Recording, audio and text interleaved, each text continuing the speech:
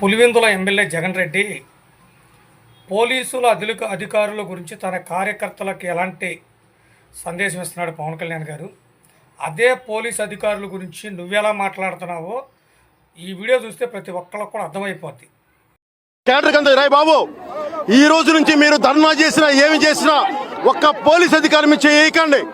అలాగని చెప్పి ముందుకు వెళ్ళకుండా వద్దు, చేతులు కట్టుకొని ఇట్లా ఇట్లా పట్టుకొని ముందుకు వెళ్ళండి, ఆగద్దు.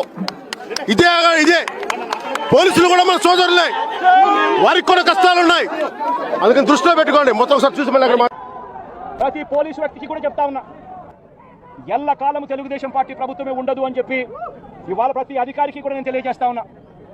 రేపొద్దున మళ్ళీ మా అధికారం వస్తుంది, వచ్చినప్పుడు అన్యాయం చేసిన వీళ్ళందరినీ, అధికారులందరినీ, అన్యాయం చేసిన ఈ నాయకులందరినీ కూడా బట్టలు కూడా తీసి పెడతామని చెప్పి కూడా ఈ సందర్భంగా తెలియజేస్తా ఉన్నాను.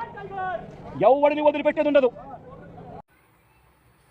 జగన్ రెడ్డి, నీకు పవన్ కళ్యాణ్ గారికి నక్కకి నాగలోకానికి ఉన్నంత తేడా ఉంది.